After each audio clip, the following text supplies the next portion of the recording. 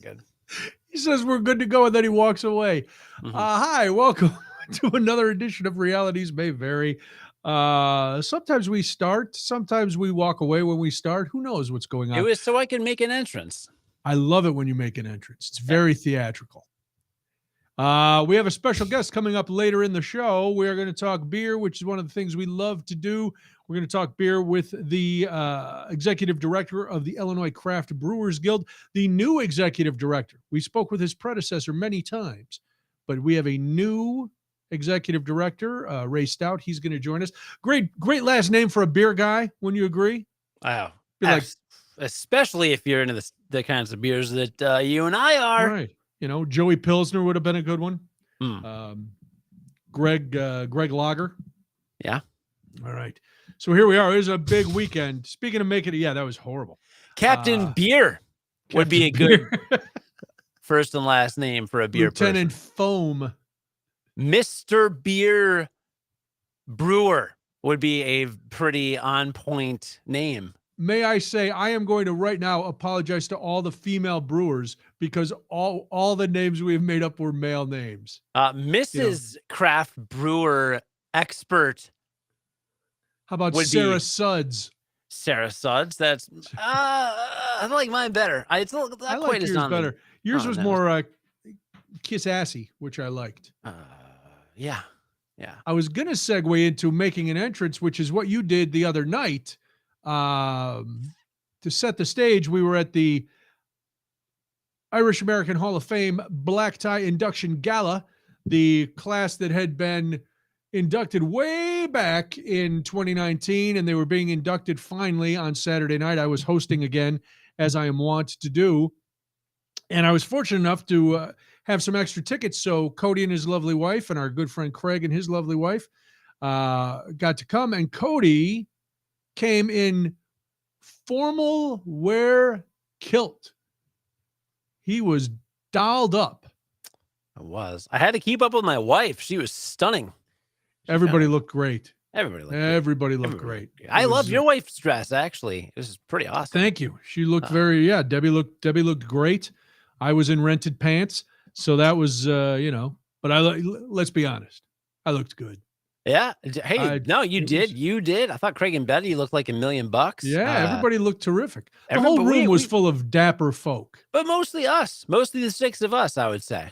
We looked really good. We looked real well. You were showing off leg. Right. And that was exciting. Now, do you have all that? Or did you piece it together? Are you because you've worn formal kilty attire before, haven't you?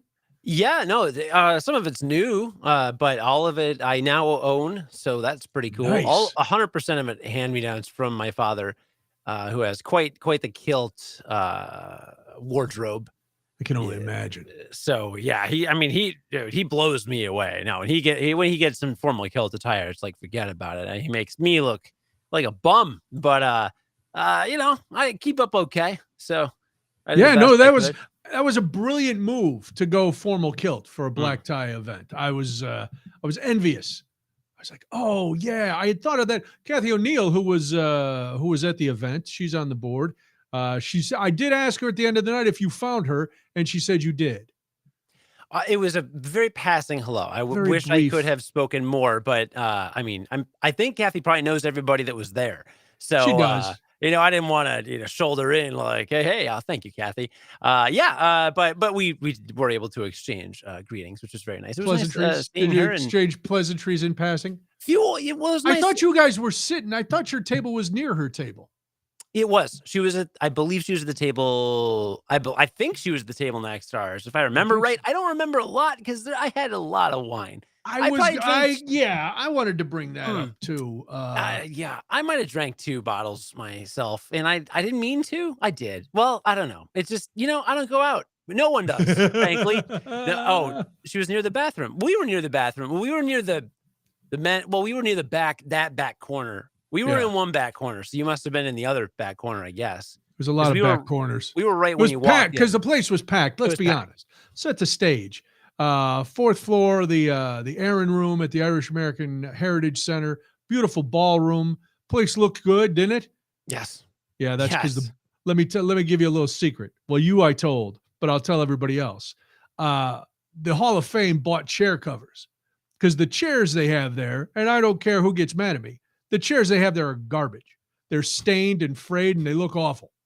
And so the Hall of Fame bought these chair covers and little tube tops that went over the back of the chairs. That's what they look like, right? Tube tops. And so the place looked great. You know, the chair covers and the maroon or the burgundy tablecloths and flowers. Oh my goodness, it's a formal event. But yes, you were kind of toward the back, and they have cocktail hour. So I know you had a couple cocktails during cocktail hour.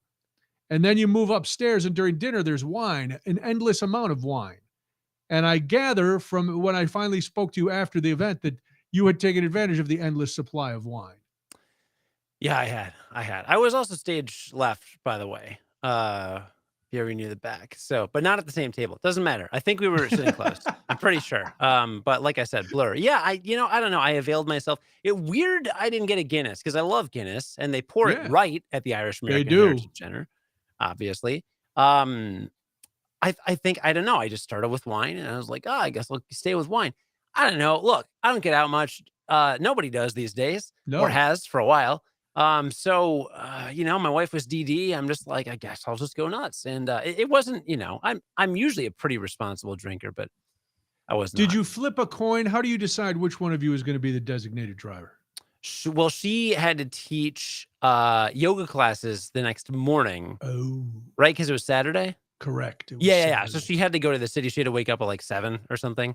I did not. I could sit around playing video games, sleeping, things like that. So it was because the baby was elsewhere. Because the baby was elsewhere, right? So yeah, so that there was just a slam dunk decision then. I mean, in other usually she's got earlier mornings than me, so she's just kind of usually the default.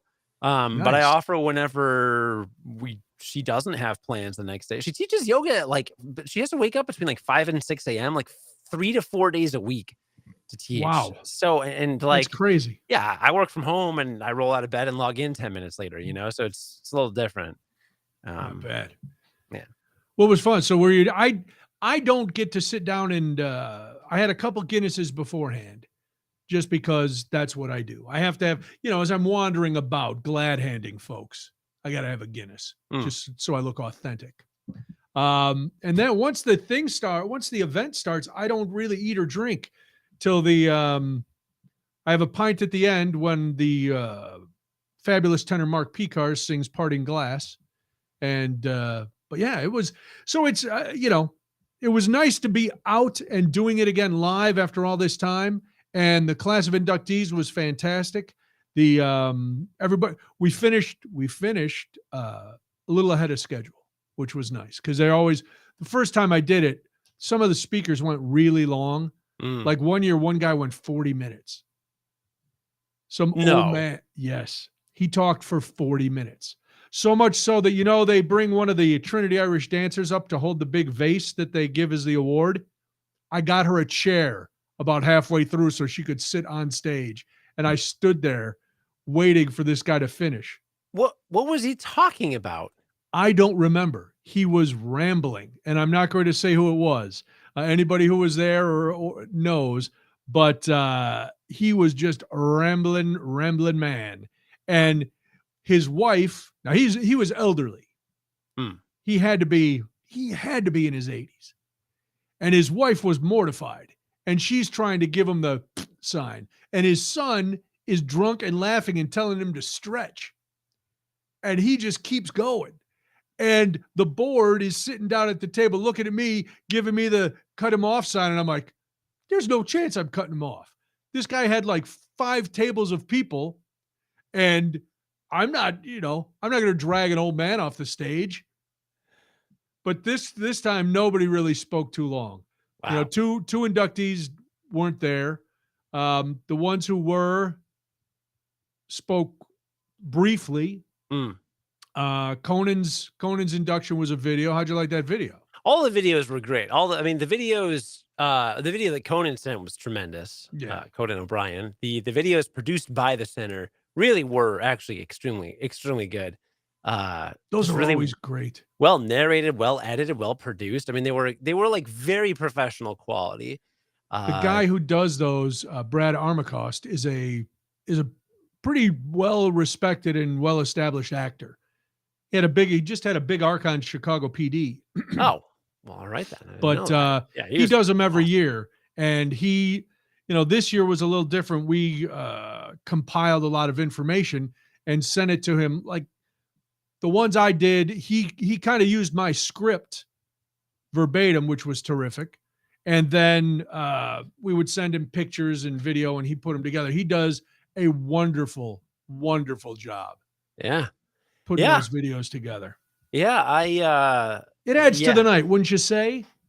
They were excellent. I thought you were excellent. You kept things short but sweet, punchy, nice. You know how to MC. You're good at MCing. Thank you. I do know how to. I may have landed another gig from this one. Sweet. Big high profile Irish gig. I don't want to let the cat out of the bag now, but big. I mean, you're pretty Irish. I'm gonna be the prime minister. Wow. Yep. Of Ireland? Of Ireland. Wow. No, I'm actually just gonna be the consul general. Oh. So I don't have to move. I stay here. I'm like the emissary. I sit in a big office downtown, and I welcome people, and I put on a fake brogue so they think I'm actually from Ireland, and then then I go from there. Just eat bangers and mash and drink beer all day. All right. Good gig. That sounds like it. It's a great gig. Of course, I'm going to get to a point where I won't even be able to rent a tuxedo. That was the problem this year. I knew after I put on the COVID. What do they say? You put on the COVID 40 or 50? That's pretty much it. Who said that? Nobody. I just knew I did. So I went and I knew my tuxedo wasn't going to fit, and I was absolutely right. I didn't have a tuxedo until noon on Saturday.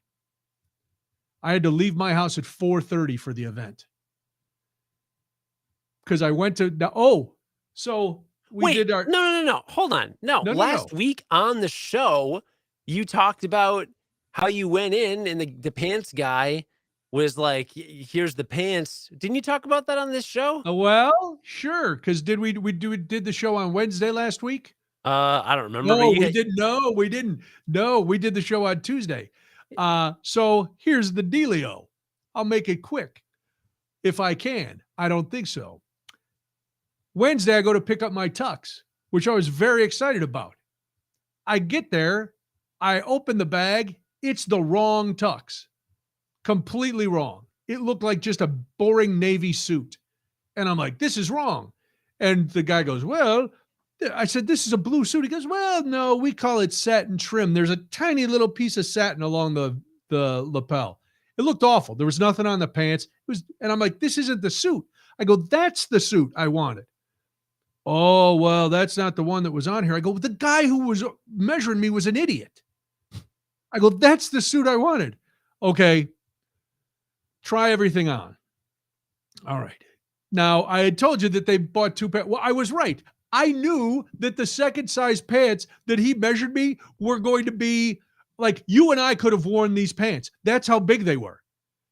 And lo and behold, I put them on. They fell right to the ground. Not even brushing up on my body. Just whoop, whoop, like I was wearing a barrel and somebody cut the suspenders and it just dropped straight down. Wow.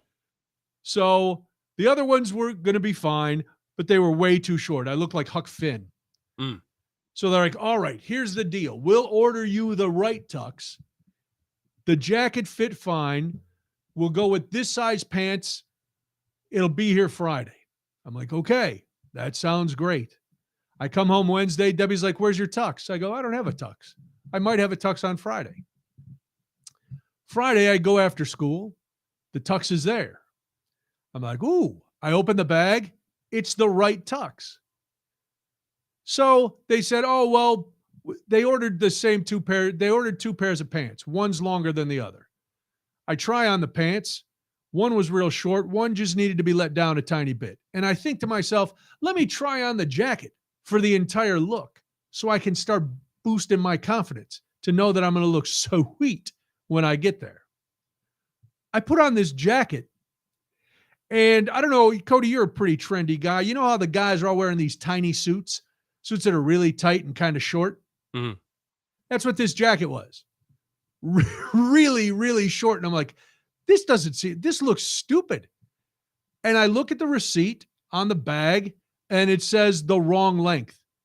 It says a regular instead of a long. I'm like, oh no. So I look in the pocket of the jacket. It's a long. It's too short for me. The jacket's too short. And I flip out. Kinda. I'm like, they sent the wrong jacket. What do you mean? I said, they sent a long or a regular. It's supposed to be a long. It says so right here. Oh no. Put it on. This lovely woman. Pretty hot. She goes, put the jacket on. And I could tell she was doing her best to not go, man, that looks ridiculous. She goes, well, it doesn't look horrible, but it's too short. And I was like, yeah, I know. She goes, all right, when's your event? I said, tomorrow. What time do you have to leave? I said, I got to be out of my house at 4:00. All right, I can get you the jacket. Well, first she rifles through all the tuxes that came in that day. She finds the same jacket, but this one is like 4 sizes too big. Ugh.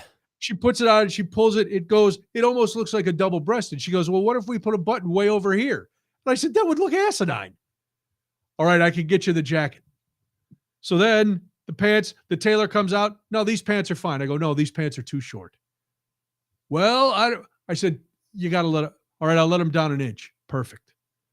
So now I come home. Molly's here. Debbie, I walk in. Debbie's eyes are as big as dinner plates. She's like, where's the tux? Well, I don't have a tux. And I start telling the story, and Molly is getting physically jittery. She goes, you got to stop. You got to stop telling this story. It's making me too anxious. If this was me, I'd be going crazy. Why aren't you going crazy? I go, because, I don't know. There's nothing I can do. I said, I'm going to hold out hope that the tux will arrive. Except go to another tux store or pick another tux. No, it's too late. It's Friday afternoon. I'm 24 hours from leaving my house for the event. Someone might have one on a rack. You never know. In your size. I found a pretty nice boss suit jacket at a thrift store. Fits me perfectly. Wear it as much as I can. Maybe I'll go get it in a little bit. Switch into that. Maybe do that for our guest. I'm not gonna. No, I had looked. I had told you the whole story. Anyway, at 11:00 Saturday morning, my phone rings. The woman goes, the jacket's here and the pants are done. Viola. So I go, boom, I'm wearing this midnight blue tuxedo. You were the only person I ever knew who wore a midnight blue tuxedo before. To your wedding. Yours was navy. Mine was more royal blue. Yours was darker. Royal blue? Mm-hmm. Okay. Well, blue. Well, let's just go blue. It's good, though. You were the only person I knew who had worn a blue tuxedo before. Mm. Yeah. So, I felt good in the tux. I really liked it. I liked the blue. I thought it looked good. I was comfortable doing the things. I try not to make it about me. It's not about me. So I'm not doing a lot of material. I'm making some jokes here and there. I'm keeping things moving. It's a little bit about you. Just because I'm there and I'm, looking sweet. But so it was fun. We didn't stay afterwards. Everybody was staying at the bar. Debbie wasn't feeling well. She may have had the same issue you did. And so we came home. I've never been so happy to put on gym shoes in my life.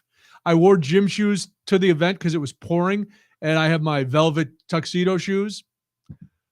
Oh my God, I was on my feet for so long that night. My feet hurt so bad. I sat down and put the gym shoes on, and it was like, oh. Joanne, you want to see some, if you want to shoot, Joanne wants to see some photos. We have photos. If you go to the Brian, my Facebook page, I'll share them on the show page too. And then when we get some of the,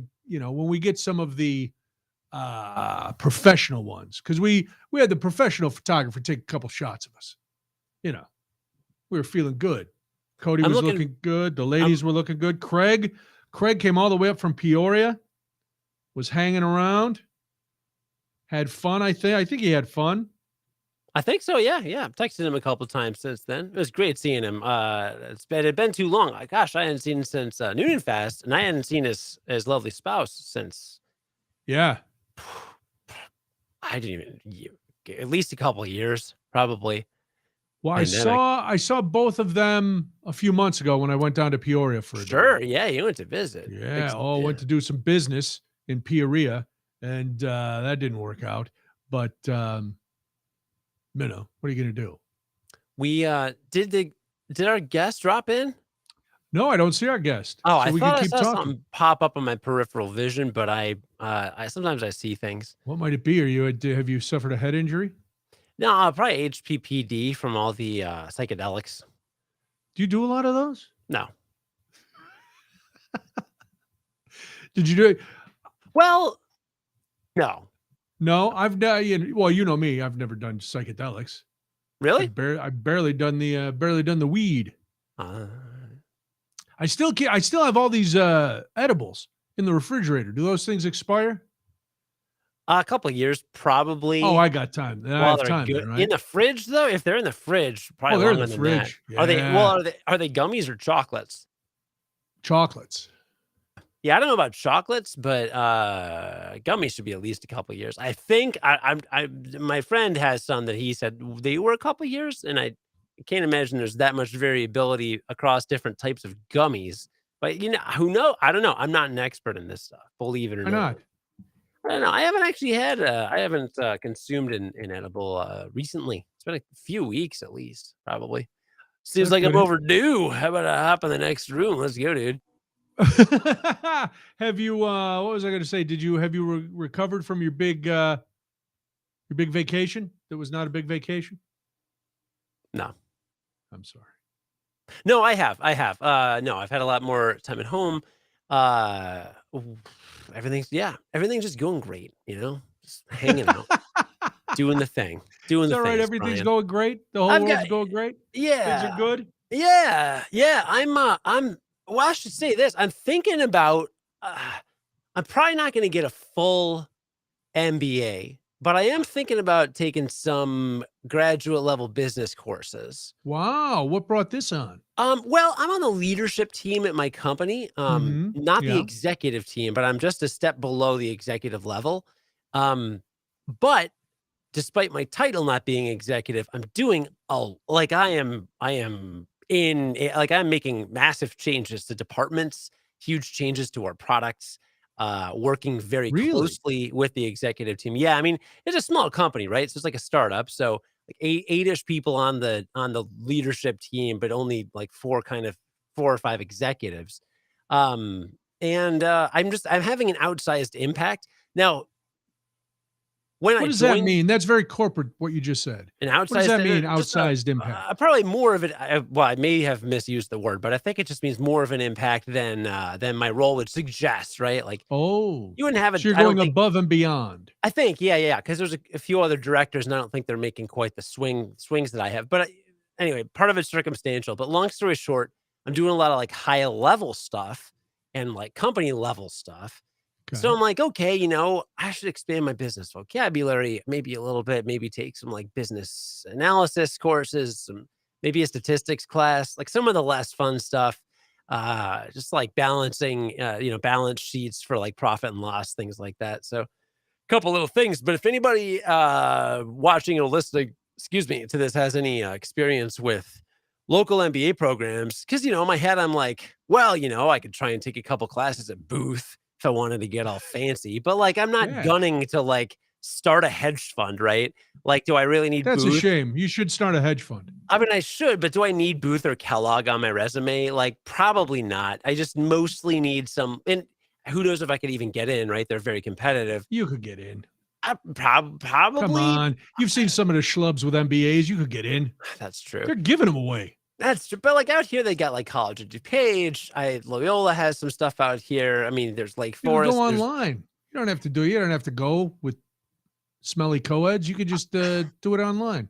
I could do it online, but like, I don't get out much, Brian. Let's be honest. And you want to go to school, you want to get a new lunchbox, and if I could do just notebooks. They all have evening programs, like all of them, right? Because a lot of MBA students are full-time employees places. But so 1 or 2 nights a week, maybe 3 nights, probably 1 or 2, I could go and just like do an elective for like the summer, I think would be really good.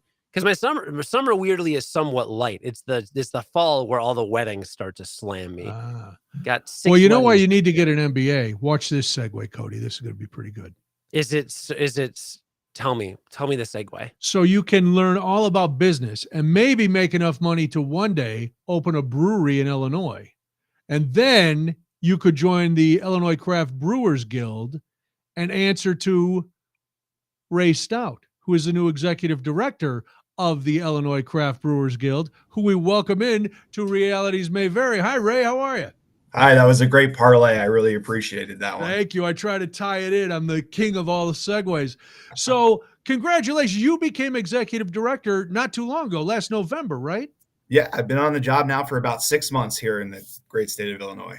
Very nice. Well, welcome. We've talked to your predecessor in the past. We're big fans of not only beer, but Illinois beer in particular. I've had the pleasure of going to Beer Under Glass a number of times. For those who are not as well versed in Illinois beer as you or Cody and myself, tell everybody, what does the Illinois Craft Brewers Guild do? Sure. The Illinois Craft Brewers Guild is a nonprofit organization founded in 1997. And we're the trade organization that represents the craft breweries in the state of Illinois. Craft beer has kind of exploded across the nation, and it's very true in Illinois. Going from about 50 breweries to about 300 breweries over the course of the past 10 years. And so as the guild, being the trade organization, we provide legislative advocacy, event promotion, and educational opportunities for our members. Now, did the guild have, the last couple of years were rough. They were rough on big breweries, restaurants, everything, brew pubs. Did Illinois suffer a lot of loss? I've heard we got through it pretty well brewery wise. Yeah. I mean, craft brewers were afforded a lot of opportunities during the pandemic to pivot to go sales. There was some great support that came from the community, people really showing up and supporting their local small businesses, because that's what these places are. They're small businesses across the state. And the Restaurant Relief Fund was helpful. The Back to Business grants to the state of Illinois really kept the entire hospitality industry afloat. That's not to say that folks didn't take their lumps, and Sure. There are a couple of breweries that did close, but there's breweries that opened during the pandemic too. And that's why I'm so excited to be here to talk about Craft Beer Week, because it really couldn't have come at a better time. This industry is coming out of traditionally the slowest period after the end of the year, and now it's time to jumpstart the craft beer season into spring. Well, it's nice too that this year Illinois Craft Beer Week and Beer Under Glass are going back to their regular time. I know last year, as things were starting to loosen up a little bit, they moved Beer Under Glass outdoors at Garfield Park. It was in the middle of summer. It was about 312 degrees, very, very warm as I walked around. I think I drank as much sweat as I did beer that day. But this year, it's moving. But let's start out. Tell us about Illinois Craft Beer Week, and then we will talk about the huge kickoff event, which is Beer Under Glass. Sure. Illinois Craft Beer Week is going to be this year from May 13th through the 20th. This is the first time we're really coming back together for in-person events since 2019. So it's pretty exciting time here. We host this event annually, and it's a real way to celebrate craft beer. We recognize and honor some of the brewers and their incredible work, the enthusiasts that keep the industry growing, the team members who have bent over backwards to keep breweries up and running throughout the pandemic. And we're doing different themes every day. As you mentioned, Beer Under Glass is the kickoff, and we'll circle back to that. But another day we're promoting is patio parties. What's better than drinking a nice cold beer and on a nice sunny day in a patio? And so we'll be highlighting some of the best patios around, and promoting things on social media. Are you working on the weather? Because if it's anything like this week, I want to be inside by a fire drinking my fine craft beer. Things are looking okay, but if I could predict the weather, I'd be a rich man, I guess. And then so another day we're rolling into Small Brewery Sunday. A lot of these craft breweries in Illinois and across the country don't have these robust distribution networks. So you really need to get out there and get into the tap rooms to try some really great award-winning beer. And so on Sunday, we're encouraging everybody in Illinois to skip the grocery store, skip the corner store, and go buy beer directly from the brewery, because that's the best way to support these small businesses. On Thursday, May 19th, we're doing a day of action, which is pretty exciting for me. I talked about legislative advocacy. And so, while you could have a wine directly shipped to you in almost every state in the nation, including Illinois, beer you can't. And so we are calling on our legislative leaders to pass direct-to-consumer beer shipping in the state of Illinois, to allow individuals to order beer and have it shipped directly to their door, which is a great way to help these businesses recover, because we need to meet our customers where they are, and where they are is at their homes. Well, go ahead. Yeah. How did wine get away with it? And beer. That was going to be my question too. Totally unfair. No, that's not okay. Yeah, no, there's a long and twisted alcohol history here in the great state of Illinois, as you can imagine, with all sorts of key players throughout history playing pretty big roles. And beer is big business here in the state. Yeah. And so, working out, the relationship with the distributors is an important one that we're continuing to work on. And at the end of the day, it's a question of access. And we want people in Illinois to have access to the best products possible, and direct to consumer beer shipping it would really help that. So now, last time we were talking, the last go round, and you mentioned a lot of things during the pandemic with distribution and stuff. That was a lot of the focus of the legislation before, trying to get these small breweries to be able to self-distribute where they weren't before, and only the bigger guys were getting shelf space and getting out to the stores. So that seems to have loosened up. Other than this shipping, which sounds great, what else is the Guild looking at legislative wise? In the coming months, everybody's running for re-election, right? And so what the Guild is really focusing on over the summer is getting in front of legislators and meeting with them in their tap rooms, right? Okay. Because those small businesses are community drivers. I read a really interesting study the other day from the world, some reputable world beer organization, and they said that one brewery job creates 35 other jobs up and down the supply chain. And so, wow. And having legislators understand that fact. And beer in Illinois is big business. It contributes about $3.3 billion to the industry, or to the economy. Whoa. Here. We produce nearly 400,000 barrels of craft beer. We support more than 20,000 jobs. And these are good paying jobs. The average wage in the craft beer industry is about $50,000 a year. And so, explaining that the craft beer industry drives job growth and revenue across all these allied industries is what we're meeting with and talking to legislators about, because I don't think anybody really realizes the true magnitude and the scope of what this industry has become. Yeah, it's amazing to think that politicians can live in this state, and no matter where they live, they're going to have at least one, probably a lot more breweries near them. And then to say, okay, somebody should look into this. For them to be surprised about those numbers seems, dumb. Because the craft beer boom didn't start yesterday. It's not like they go, what's this craft beer thing I'm hearing about? No, if you don't know about it by now, you've really been living under some political rock somewhere.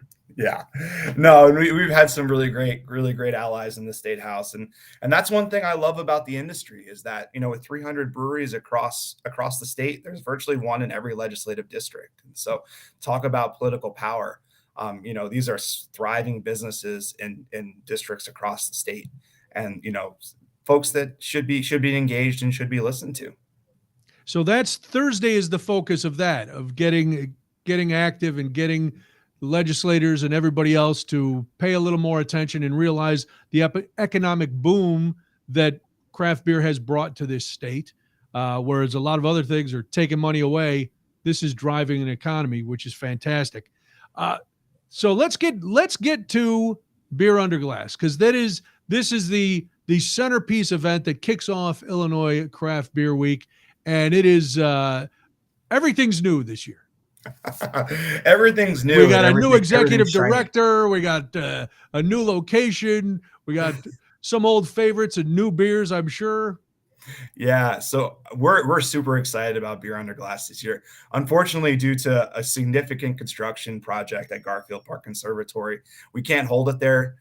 Everybody loved it there, but we were able to pivot and find a pretty cool new location. And so it's going to be at the Great Hall at Union Station, which is beautifully redone if you haven't been there recently, with a 2,000 person capacity. The event is going to be on Friday, May 13th. If tickets are still available at illinoisbeer.org. But the reason why I like hosting it in Union Station, because it really is where the state and Chicago meet. It's the crossroads, and we're a statewide guild, and there's literally no more accessible place than Union Station. Obviously, we want people to take the train. We want people to be safe, but it's going to be a great event with more than 124 breweries there. There's going to be food vendors. You're going to be able to get 20 samples of beer during your time there. And we tried to hold the ticket price pretty modest, with $50 regular price tickets and $60 VIP tickets, which get you in an hour early. But it's going to be really, really cool. And all that money goes to support the guild and all the work that you guys do for the breweries in Illinois. That's exactly right. All the money that we raise there goes right back into the nonprofit guild. So, as the new guy in the guild, how do you guys decide who's going to be included? Because you mentioned there's over 300 breweries. Yep. Well, then you said there's 150 breweries at the thing, so that means 150 breweries either were like, we're not coming to the train station, or they're like, who's this raced out guy? I wanted to get in. Why can't my brewery be there? I think it's a little bit of both. No, I'm just joking. Obviously anywhere we go, probably besides, the United Center is going to have a limited capacity. Right. And so brewers understand that. And so what we try to do is kind of a first come, first serve basis with our members. And, there's going to be the same old faces that are there, and there's going to be some new folks from downstate. So it's a pretty cool way to try beer from across the state, just by going to Union Station. Well, that's, we're familiar with a lot of the breweries up here, but downstate and in central Illinois, there's a lot of really good stuff that unless you travel down there, this is the kind of thing that you get to try it. And it's all Illinois. It's made right here, and the people here are, supporting their community. So that's exactly right. And when you buy Illinois craft beer, you're supporting jobs in Illinois. You're keeping the money in the state, and you're helping communities thrive, because these are the small businesses that are the drivers in many of the communities. Besides the 160 or so breweries right here in Chicago, the residual and a lot of these smaller towns and smaller cities across the state, that craft brewery is the gathering place in town, and so we need to make sure those places are kept in business. So, you mentioned kind of a first come, first serve kind of thing. So, do you have an idea in advance of what kind of beers to expect? Like good balance of stouts and kolsches and pilsners, things like that, or is there more of an index of the seasonal for this type of year? Any preview there? It's going to be all over the map. And this week, we're going to start releasing kind of sneak previews on social media. So follow Illinois Craft Brewers Guild on Facebook and Twitter, or Facebook, Twitter, and Instagram. And keep an eye out for your local brewers posting what they're pouring in Bug, probably starting this week. I think they're already starting to trickle out a little bit. I know there's some pretty cool barrel releases that may pop up to VIP. So there's some cool stuff to keep an eye out for. Now, were you a beer guy before you became the executive director for the guild? Because you came from somewhere else, correct? You're not an Illinois native? No, I'm not an Illinois native. For the past decade. Listen, you can come anyway. Ray, we're happy to have you. Well, I'm happy to be here.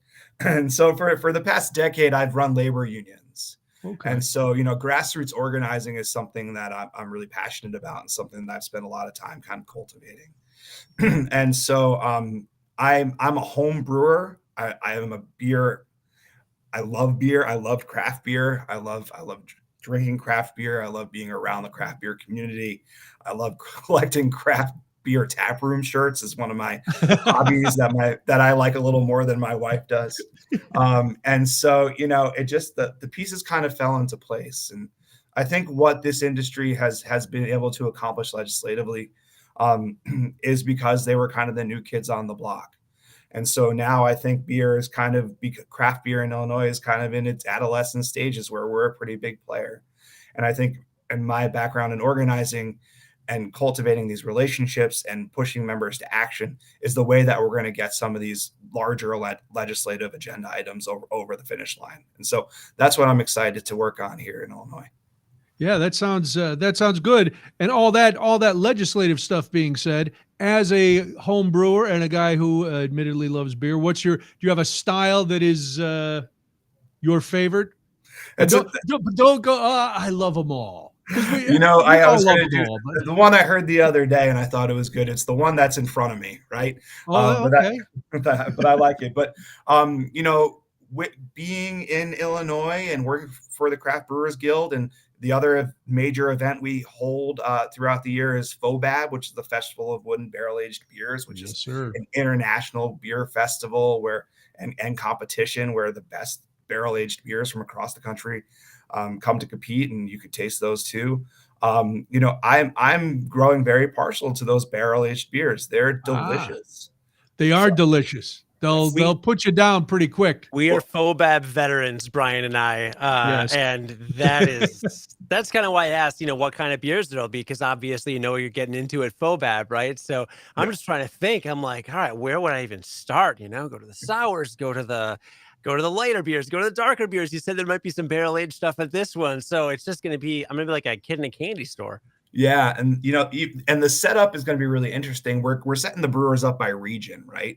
And so when you go to a certain section, you're in Southern Illinois, or you're in Central Illinois, or you're Western Illinois, or you're in the city of Chicago, and you'd be able to kind of bounce around and see. And and what I'm hoping people realize is that there's great breweries all over the state that are all kind of in little clusters, right? And so there's all of these kind of brew tourism and trips that folks could take, little day trips with picnic lunches and just have a great time. That sounds all right. Now, did your last name help you get the gig? I know you probably get asked that all the time, but I would be remiss if I did not at least ask. Yeah, no, it's people joke that I'm made for this job, so I'm pretty excited for it and all the good work that we get to do. That's not bad. All right. So we talked about Illinois Craft Beer Week, of course, but as part of Craft Beer Week, you also have the Passport program, which I have tried in the past, and I fell woefully short, which made me feel a little bad about myself. But it's a fun program. Yeah, and thanks for bringing that up. The Passport program is a really great way to kind of explore the beer scene in Illinois. And so we've moved away from the tactile stamp passports to something that you could download off of our website, illinoisbeer.org. And basically you take it and you take a picture with a beer at a local brewery, and you tag us in the picture, and you'll be entered to win gift cards throughout the year to your favorite breweries. And so it's a great way for folks to engage with the brewing community as a whole, build out more of a social media following for the breweries as well as us, because advocacy and promotion is what we're here for. And you might end up winning some cool stuff. And so that runs from May 13th through June 9th. So you could start picking those stamps up, or those passports up, at your local brewery, or you could download it from our website. But May 13th through June 9th. Right, that means I'm going to have to find somebody to drive me around for those few weeks. That's all right. I'm sure I have somebody who could drive me, or Uber. I was so excited when Beer at a Glass moved to Union Station, because we are taking the train. The train's like 2 blocks from the house, and I take it down, and there we go. I feel like there is going to be a lot of people taking advantage of yes. the Union Station location. Yes, the train going out of Union Station at about 9 o'clock is going to be a little bit crazy. Yeah. Beer Under Glass, Friday, May 13th, 5:30 to 8:30. Tickets still available, and they're very, very reasonable. $50, $60 for VIP. You can go to illinoisbeer.org.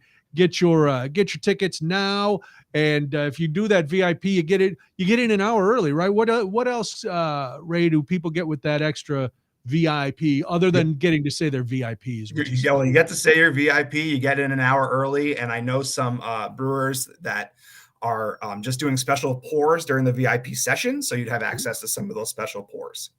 And you don't have to, the crowd is much. So if you're fleet of foot and quick of throat, you can move.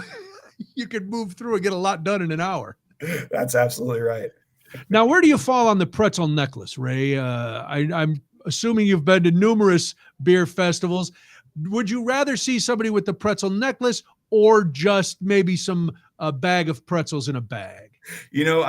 I'm glad you saved the hard-hitting stuff for the end. Sure. I like to get the light stuff, the softballs out of the way first. I'm okay with the pretzel necklace. I'm a snacker myself, and it's a good way to break up the beers, especially if you plan on drinking all 20 samples. So I'm all for food. There'll also be some food vendors there, in case you get hungry and you want something a little more robust than a pretzel necklace. Have you ever thrown a Snickers bar or some sort of chocolate in with your pretzel necklace? No, that's actually a really smart idea. I have done that. I've put the little mini bags of M&Ms interspersed with the pretzels. That sounds delicious. Because I'm an idiot.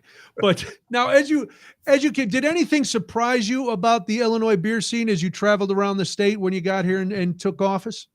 The thing that surprised me the most is what a great community it is. These small business owners and these brewers, really have each other's back, to the point where, you think they're all in competition with each other. And that the culture here in the state and, from other states from what I hear is it's not so. I think brewers in this state realize when craft beer gets better in this state, it's better for everybody. When folks are able to expand in this state, it's better for everybody because it's bringing more notoriety to Illinois. One of the things that you get as a guild member is you get access to our listserv. And what's really cool is that somebody will post something that, hey, we're looking for X ingredient or this hop varietal. Does anybody have anything? And literally within 5 minutes, they're like, stop emailing me. I have it. And so that's been the best part of all this, is seeing what great people are involved in the craft beer community here in Illinois.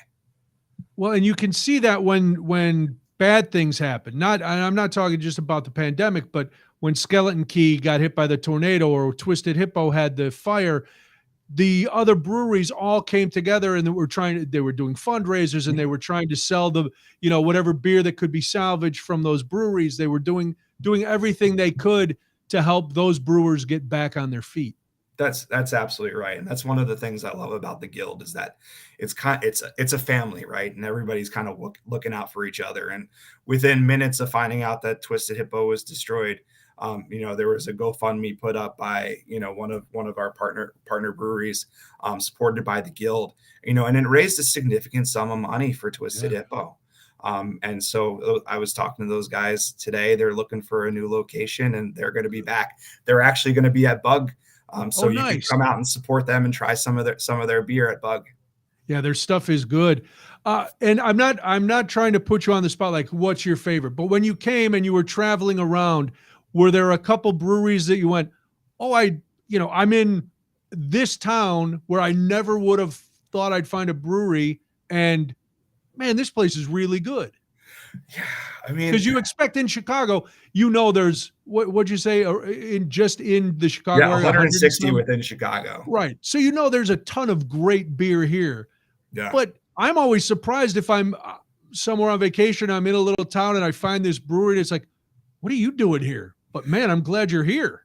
I mean, it's so funny that you ask, because there's so many of these little pockets of breweries, even down a little further south in like the Mokina area over there. There's, you have, Brothership and Hailstorm and, and Sound Growler, and they're all making great beer. And it's so cool to see, these communities pop up with 2, 3, 4 breweries. And so that's been the surprising thing. It's not the one-off brewery. It's the little pockets that you find throughout the state. Yeah, and they're all trying different things. Is there, as you've been traveling around and talking to the brewers, is there a new trend that we can look forward to? Is there something that the brewers seem to think, all right, this may have run its course? Please say sours. So I'm actually right now at CBC at Minneapolis, which is the Craft Brewers Conference put on by the VA. and sat through some pretty great talks about the status of the industry. And one of the things that some of the experts are saying, and some of the big breweries are already pivoting to, is that there's now becoming a demand for low ABV and non-alcoholic beer that actually tastes good, right? And so I think people are kind of stepping away from those gigantic 8% double IPAs because they have to get up and go to work the next day. They can't just work in their underpants anymore, right? And so those lower ABV pilsners and lagers are something that expect to see probably getting pumped out pretty soon. So kind of going full circle back to a more traditional beer. That's exactly right. And that's something, something that I've been enjoying, especially as I travel around a little bit. You got to stay away from those I was going to say, the more breweries you visit, it can't all be the giant ones or those big barrel-aged things we were talking about earlier. Yeah, that's right. Cody, you got anything? No, I am really thirsty for beer right now. Yes. Honestly, like, I mean, like, had a beer.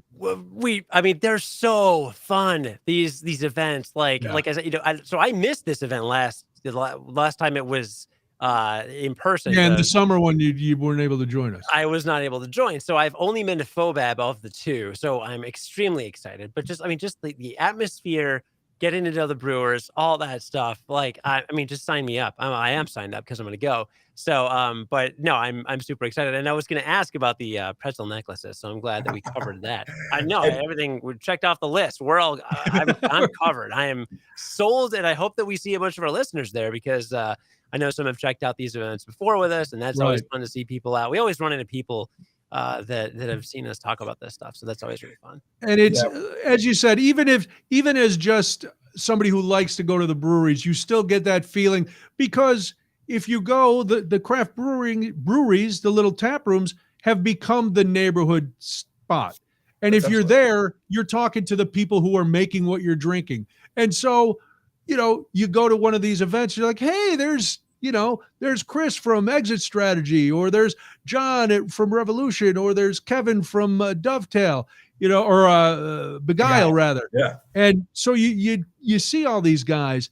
So it's fun as a consumer and a fan, and the enthusiasm that the brewers have when all you have to do is go, well, what do you have? And they'll launch into a wonderful soliloquy of everything that goes into this and how they came up with it and what it's got in it. And it's like, if you happen to be at their booth when nobody else is waiting yet, they'll tell you everything you ever wanted to know. And it's fascinating. That's exactly right. And that's why I love Bug, because it's one of the few events where the actual brewers are pouring the beer, right? So if you had any questions, then's the time to ask. It is fun. And Bug Beer Under Glass is happening Friday, May 13th. New location, the Grand Hall at Union Station. If you go to illinoisbeer.org, you can still get tickets. General admission only $50. VIP, hobnob with the bigwigs, that's only $60. Tickets are still available, so you can go. If you're a VIP, you get in an hour early. And maybe I'm sure we'll see you there, Ray. You're gonna be hanging around. I'll be there. I wouldn't miss it. Well, congratulations on becoming the new executive director of the Illinois Craft Brewers Guild. Thank you for joining us. It's a pleasure to meet you, and we will see you on the 13th at Bug. Great chatting with you guys. See you there. All right. Take care, Ray. Bye. Bye-bye. That's Ray Stout. He is the executive director, the new executive director, only 6 months into the job, and he allowed himself to come and talk to us, which is fun. I'm happy. I thought you went to Beer Under Glass with us one time. No. All right. Well, I'm glad you're going this time. Yeah. There was something going on last year and I was really mad about it because I really wanted to go. I don't even know what I did last year because who knows what anybody did last year. Well, last year it was weird because they moved it. They wanted to have it, so they moved it to the summer. And because there was still worries about COVID, they had it in 2 sessions with very limited capacity, which was nice because the lines weren't real long. But it was so hot. And there's a point where, I can pretty much drink beer in a hurricane. It doesn't matter. But when it's so hot that you get swamp ass because your underwear is filled with sweat, you can't really drink that much beer when you're that miserable. So I am looking forward to this time. And taking the train is going to be good. It's going to be fun. Yeah, I think that's the weekend I had like a date night weekend with my wife last year. It was like we had planned it in like January. It was our first like getaway from the kid since because he would have been still less than a year old, like 10, 11 months old, maybe. So yeah, I think that was like the date weekend, and it was just like, or it was, I don't know, something else. But yeah, I am pumped about going next Friday. I will for sure be there. Very excited. Yeah, you should come. We'll take the train. Take the train with us. What? I mean, you're gonna Uber all the way downtown? I'm a 10-minute walk from the train. Oh, well, there's two different. Well, yeah, then take the train. We're taking the train. I go to Ogilvy though. Are you taking the train to Union Station? Yeah, the train station 2 blocks from our house goes right into Union Station. Nice. Boom. I mean, Ogilvy and Union are like 2 blocks from each other, right? So I'll get off at Ogilvy and I'll walk over to Union. It won't be a problem. But yeah, I'm just gonna hop the train from my place. That's nice. Because like which I did I took the train back and I stumbled back home. Have no idea how I made it. I distinctly remember going to Nacho Rita, a little fast food place right off the train stop. Yeah, it's like a Chipotle kinda, but they have this like nacho pizza. It's pretty good. I'm Nacho Rita. Yeah, Nacho Rita. Good morning. And no, I stumbled into Nacho Rita, and I was very nice to the 2 young ladies there, and I was just like, please give me a Nacho Rita. And I'm like, how are things? It's very quiet here right now. And of course, it's like 4 p.m. I'm just like plastered. What is a Nacho Rita? They just all right. You know what? Like Chipotle, you either put you either get the salad where they put all the lettuce on and then all the crap on top, or rice. They put all the crap on top of the bowl, or you get the burrito with the tortilla and they throw all the crap in the tortilla. Nacho Rita is they just take like a pizza tray and they just dump nachos on it and then they dump the crap on that. So it's just a third option basically. And then they throw it in a little oven, toast it lightly, and it turns into basically a big thing of nachos, but it's whatever the innards of your burrito / bowl would have been. Oh my God, that sounds fantastic. It's good. It's good. You know, it's a chain. Like I said, I think it's a chain. It's set up. I've never heard of it. Set up just like a Chipotle you speak of. One right in downtown Lombard. It's great. You know, like, $8-10 or whatever. And call it a day. But yeah, I stumbled into that Nacho Rita, man. That, and believe you me, Brian, when I get back from Beer Under Glass, I may stumble right back into that Nacho Rita. Yeah, I'm gonna make sure there's some food in the house because walking back from the train, I'm not gonna then get in a car and go somewhere to buy some food. That would kind of defeat the purpose. One time I was working in Omaha at the Funny Bone, and my brother had opened a business right across the river in Council Bluffs, so he came to a show. And this was when I was doing, I was selling these shot glasses, so people would send me shots on stage. So I was doing a lot of shots of tequila during the show. And then one of my buddies was there, and she sent up a bottle of Cuervo because she was like, you won't drink out of the bottle.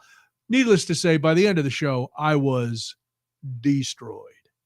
The club was about 3-4 blocks from the club, from where I was staying, the condo. So my brother goes, I'll drive you back to your apartment in your car. And I'm like, okay, hey, that's great. And then we get there, and he goes to drop me off. I go, hey man, let me drive you back to the club. I don't want you to have to walk back to your car. Yeah, he was like, you're really drunk. Why don't you just go upstairs and shut up? I was like, okay, I'll do that. I'll go upstairs and shut up. That's probably what I'll be doing coming from Beer Under. Because you can't. Well, last year I didn't because I was sweating so much. So no matter how many beers I drank, I could not. It was just like, oh, it's just oozing out of every pore. But the nice thing is there's so many. This isn't like Fobab where it's all crazy, heavy, high alcohol, right, nonstop boozy. But even at Fobab, I don't remember. I think I've only gone once or twice with you, but the 1 or 2 times we went to Fobab, I don't remember getting that drunk, even with the strong beers. So maybe a good buzz, but there's something about just the way you kind of. I mean, so I'm so picky with beer. Yes, you are very picky. You are hoity-toity. There were a lot of beers I took 1 or 2 sips and I'm like, okay, next, and dump it in the little swisher thing. Because a lot of people do that. A lot of people just have a couple. I'm not just being wasteful. I didn't like the beer. No, I learned that after my first one, where I felt guilty and I thought I had to drink the whole sampler. Yeah. You don't have to drink the whole. And I would tell him to do a short pour. Just a little. Give me a little bit, a couple tastes. So I'm so picky with beer that honestly, I don't know. We'll see what happens. I don't know. We'll see what happens.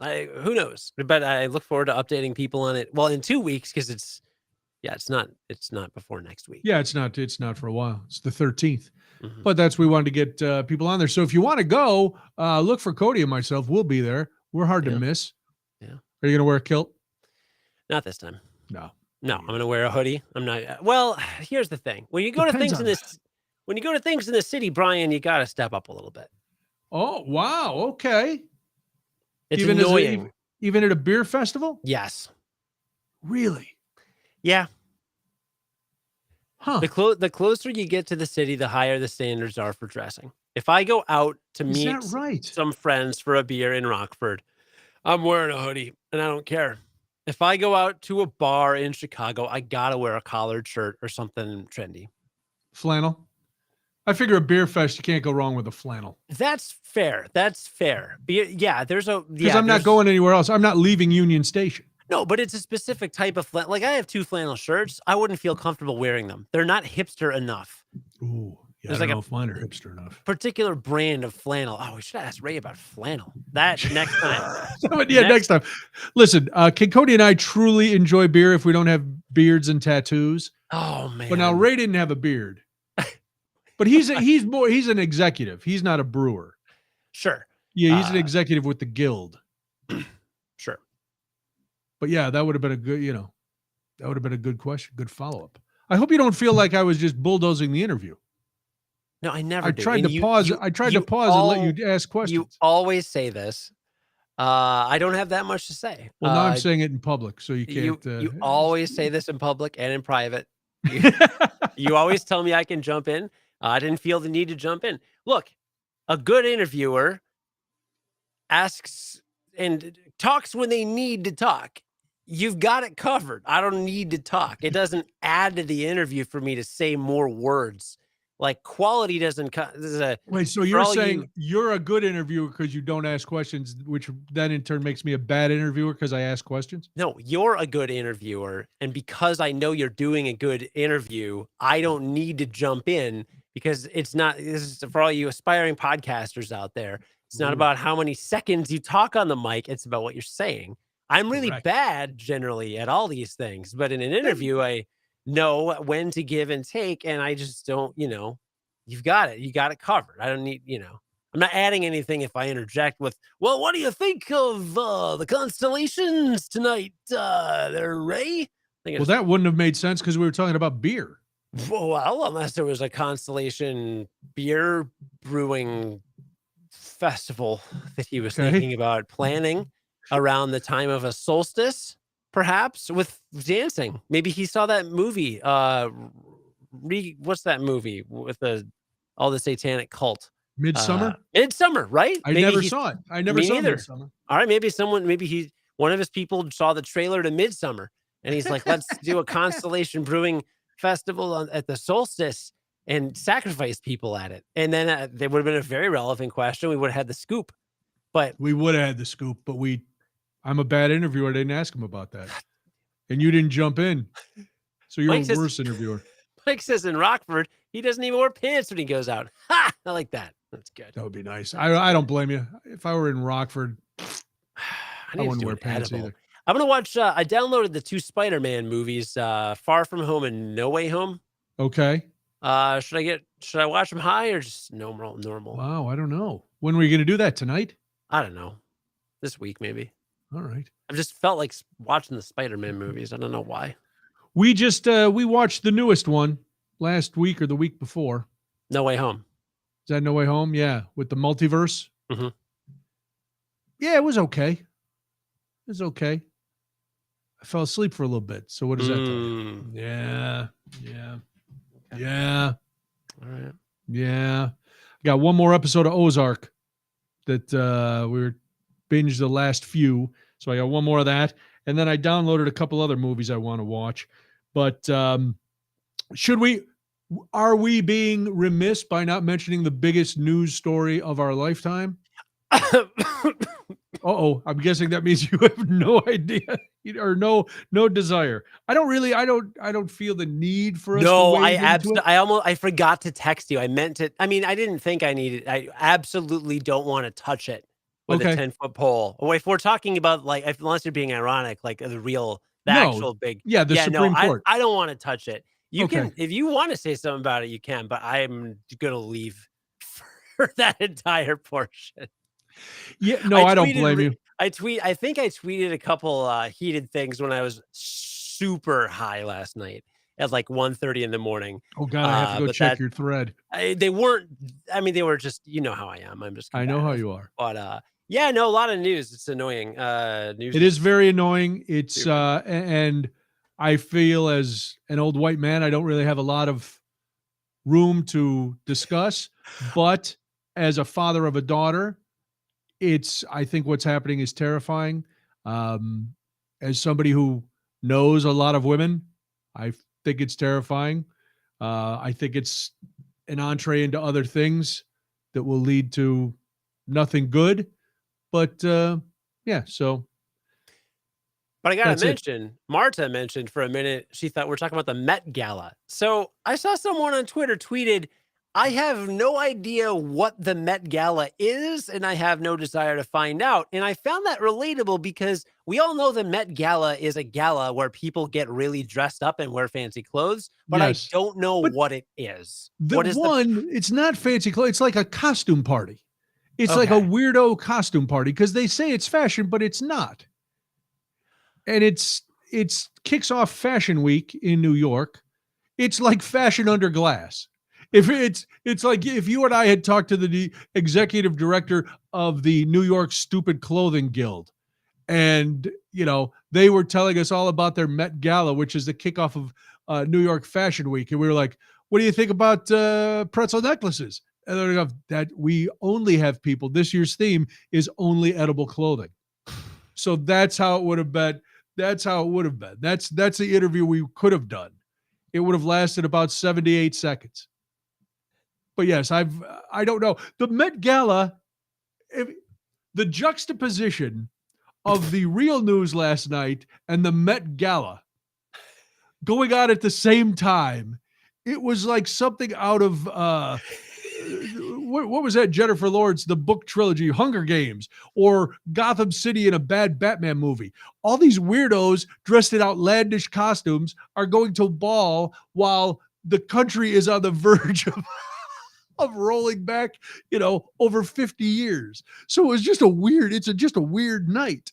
It was, yeah. And then Kim Kardashian wore Marilyn Monroe's dress. That was the only thing about the Met Gala I caught on the news today. She wore Marilyn Monroe's actual dress that she had worn to the JFK birthday party or something. I don't know how she got it, but she made a big point of saying she had to lose 16 pounds so she could fit into it. Did she lose all those pounds from her butt? Yeah, man. Get it? I do got it because she got back. I guess. I don't know. Or as the ladies like to say, she got gains in her glutes. Glute gains. I got some gains. Do you? You get some you're pumping up on that exercise bike in the basement? No, I'm doing HIIT, high intensity interval training. Where? Wow, nice. It's in next to my bedroom. Cool. 30 seconds on, real high intensity, 30 seconds off, do it for 10 minutes, call it a day. Burpees, squats, jumping squats, push-ups. It's pretty hardcore. It is. So right, like 10 minutes of exercise, not 30, which I should get. 10 minutes, like twice a week. I'm not getting swole, but I'm at least moving physically, which is a step up from where I was, which is sad. No, it's good. I mean, I get it. I'm trying. Well, Friday I'm having surgery. So when you see me I didn't tell you this. I'm having toe surgery on Friday. Getting another crazy toe straight. And this one's going to have a little pin sticking out of it for a while. So at beer under glass, I'm going to be in a boot. Wow. It's a boot time. That's good morning. Good morning. I don't know. You know how I never used to go to the doctor? Yeah. Because why bother? Right. So I'd go to I'm having this surgery. And the last podiatrist I went to have toe surgery, the more I look back at it, it was kind of, as the kids like to say, sketch. Because he just did it in his office. He didn't put me under. There was nothing. Debbie was sitting in the waiting room. She heard the saw going through the bone in my toe. So it was rough. Well, this time I went to a different podiatrist, part of a group, and they're doing the surgery in the hospital, under, I think it's general anesthesia, that twilight sleep kind of deal. He's like, do you need to go all the way under? I go, no, the last time I heard him cracking my bones. I said, I'm, not that I'm trying to be a tough guy, but let's face it, Cody, I'm a tough guy. Right. On paper, I'm probably the toughest guy you ever met. In person, not even top 10. But so I had to go to the doctor because the surgeon wanted them to run all kinds of tests on me to make sure I'm not going to die on the table. And I'm thinking, it's my toe. You're not doing anything crazy. So I go to my doctor, and it's weird for me to say, I like this doctor. He seems like a straight shooter. He doesn't, he's not one of these guys who, the reason I never went to the doctor was they blamed everything on weight.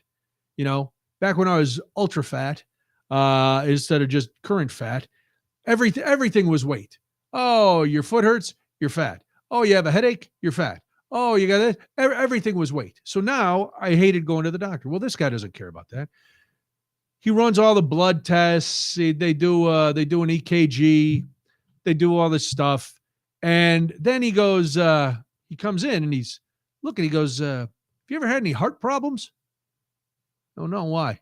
Well, there's nothing real. I wouldn't worry about it, but I want to send you to get some, do a stress test and get an echocardiogram. I'm like, what? And he goes, you got this thing where like one of your quadrants of your heart is going slower and not blowing out enough electricity or whatever. And he tells me the name of it. And I ask him to repeat it so I can write it down, because I learned this from being in the hospital with my mom.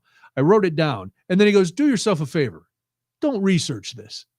He said, it's not a big deal. But then he says, it's not a big deal, but I'd really like you to get these tests as soon as possible. I'm like, oh my God, what is it? Is it a big deal, or does it need to be done ASAP? And then, of course, they have to call, before they can order the test, his nurse has to call the insurance company and try to figure out if they're going to cover this. Because I'm guessing a 2-day stress test and an echocardiogram is more than like $49.50. Maybe. It's not Earl Scheib. They're not going to give me a one coat for $29.95. So yeah, the Monday after bug, I got to go in for a stress test and an an echocardiogram. See what's going on with my ticker. This could be it. This could be. That's why I just keep keep saying that to Debbie, and she gets mad. I know this could be it. Shut up. I'm like, all right, well, whatever. Well, let's hope it's not. I'm sure it's not. That sounds. But of course, I've had chest pains ever since I left his office. Of course. I didn't have them before I went in. Everything was hunky-dory. Now, a little bit of hypochondria is falling into place. I walk around like Fred Sanford all the time. Ooh, it's a big one. It's the big one. Sounds psychosomatic. I would stop doing that. Just stop. It is psychosomatic. But I put the psycho in psychosomatic. That's fair. Yeah. You know how that is. So yeah, getting old sucks, Cody. Don't do it. Yeah. Put it off as long as you can is what I'm saying. Yeah, it's starting. But like you're doing the hit. You're ready to go. Moving around a little bit and slimming down on diet, breakfast and lunch, healthy breakfast and lunch every day. I actually bought a bunch of Lagunitas Daytime, 98 calories, 3 carbs. It tastes really good. So I'm like, okay, if I do want a beer, If I was drinking Miller Lite or something, I'd have one and it'd be like, oh, I got to have a few more because this is just water. Whereas with this Lagunitas or Abita Hop 99, which is 99 calories too, I could have one and go, oh, it feels like it tastes and feels like I had a real beer. So that's where I'm trying to cut back. I'm also doing really good on breakfast and lunch, and mostly dinner too. Good. I haven't bought beer in like 2 months. Well, I had some in the refrigerator, and I had a couple the other day, and I was like, yeah, I remember why I bought these. These are good. And then Jewel had a 12-pack on sale, so I'm like, these will last me because, I'm going to try to only drink a couple beers on the weekends. These will last me a while, and I don't feel bad then about having a beer or two because it's, 2 beers is less than 200 calories. No, that's great. I just haven't felt like beer, which is maybe why I didn't have a Guinness at the Irish American Hall of Fame. You were feeling I always used to feel at those events that a beer was too déclassé. I thought it would be heavy with dinner, which I wasn't sure. Brian's gone. Yeah, what happened there? I don't know.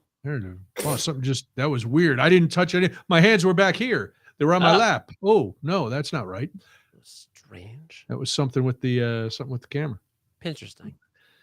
So yeah, how'd you like the dinner? I didn't have any dinner. It's good. I don't remember what it was, but it was good. Some sort of stuffed chicken and scallops. Yeah, I had the scallops. Yeah, they were good. Dessert was amazing. They had those that's what Debbie said too, and I didn't get any dessert. Oh, dude, it's the tiny little cupcake things with but with the edible, not cupcakes, but they got an edible crust, like tiny little pies almost, and they've got like little a tiny creme brulee. Oh yeah, it's tight. It was tight. I'm for my lunches, I'm gonna do a lot of chicken and rice for my lunches. Really? But I've never made rice. So my brother Zach, who's been having chicken and rice for lunch for a while now. Are you gonna try to get jacked up like him? No, I'm trying to lose the weight. You lose the shred. You get the shred. I'm gonna get an Instapot to cook my rice. Okay. He's been doing because I was gonna get a rice cooker. I don't know how the hell to. I mean, I think you just throw rice in some water. I think they're basically the same thing for cooking rice. A rice cooker and an Instapot. That's what I'm thinking. So I'm gonna Mike says buy a rice maker. What? A rice maker? I don't have time rice for that. Cooker, rice maker. No, rice. Yeah, maker. Mike wants you to buy a rice farm in Taiwan and have the people who grow the rice actually cook it for you. Wow, that seems expensive. Depends on the. I don't know what a rice farm in Taiwan would cost. There's a lot of supply chain issues right now, Mike. It probably costs more to get over here than it would. How flooded is your backyard? You could start a rice paddy right out in the backyard. It is very underwater all the time, but the basement is bone dry. Nice. Bone dry, despite having thousands of buckets of water everywhere in my underwater backyard. Are you living in a swamp yet? No. Well, the backyard is just wet, but no, our basement is bone dry. And the backyard, I got to cut the grass tomorrow. Hopefully it dries out enough during the day, because then come Friday, I'm going to milk this thing for a few days at least. I'm going to get waited on over the weekend as I sit in the big chair and Debbie goes, how's your foot? And I just go, that's how I'll do it. No, I won't. I'm the worst patient ever. I am a horrible, horrible patient, because I believe that anyone who wants to help me should have some sort of extrasensory perception. They should be able to know what I need so I don't have to ask for them. Because if I ask, that means I'm weak and I can't do things for myself. So don't make me ask you. Anticipate my needs. If you see my glass is empty, just bring me something else to drink. Don't make me beg. Oh. I just pulled up some America's Test Kitchen. Best way to cook rice is all about the right ratio. All right, I will watch this later. Thank you for sharing it, Marta. That is clutch. By the way, I was already following the Illinois Craft Brewers Guild on Twitter, which makes sense. We've gone to their events before. So I follow them on Instagram, which is where I get all the posts about who's going to pour and what's going to pour. Now, I just pulled up a thing. You'll have to check it out. Which is better for cooking rice, a rice cooker versus an Instapot? Yeah. Wait, what? Say that again? I Googled rice cooker versus Instapot. Yeah, what happened? Well, there's a ton of articles about it. Let's see.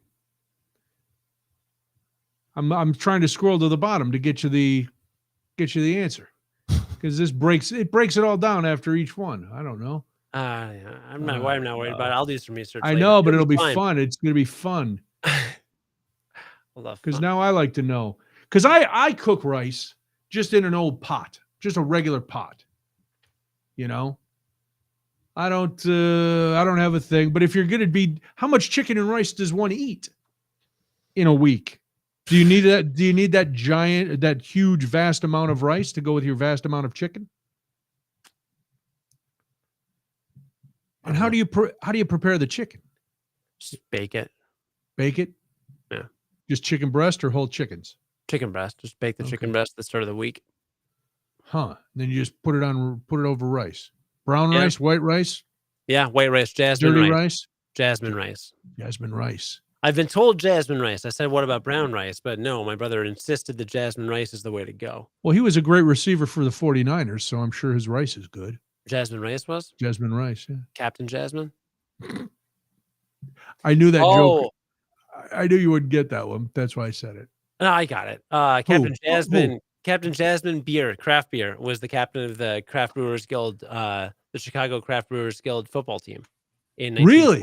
Captain Jasmine beer? Yep, Captain Jasmine Craft Beer Brewery. Jasmine Craft Beer Brewery. He was the quarterback and the captain of the fullback lineman on the team back in the 1914. What was I going to say? You made me lose my train of thought with that. I did, because I thought that train was rolling and I was stepping out of the way. I was letting it go. I had all the signals had turned to green and the tracks were laid out and it was ready to go. No, next week will be an exciting show because I'll get to recap some stuff that's going on. It'll be fun. Ooh, all right. Well, then that's a good segue to say good night. Don't forget. No, you have anything else? No, it was a good segue. It was a good segue. It was a good segue. It was a great segue. No, all your segues. Look, I've always your segue. You did that segue. You wrapped it up. You did the segue. Well, did I? I don't know. You set it up. You set it up. I knocked it down. That's why we're a good team. This is radio. I guess I'm more tired than I thought I was. I think like 5 minutes ago, my brain just shut down, and it's just like, go either watch Spider-Man or sleep. Yes. We'll see what happens. I don't know. I thought I heard my son like 20 minutes ago, which is weird because his bedtime is 8. I would love to have him come on and share some of his thoughts with us. Oh man, he's got so many thoughts. All right. Well, next week you will be recapping a lot of stuff. I don't know what stuff you'll be recapping, but it's going to be exciting. I will recap my surgery. You will recap your stories. We will remind everybody to go to Beer Under Glass Friday, May 13th, and you can see us there. Go to illinoisbeer.org to get your tickets. And I think that's it. What do you think? We're good. I'm good. Another banner episode. Another banter episode is more like it. Hi-yo, got him. Good one, Chief. Good night. Tell all your friends. Follow, like, you know the drill. Wherever your fine podcasts are downloaded. That's it. I'm done too. Bye.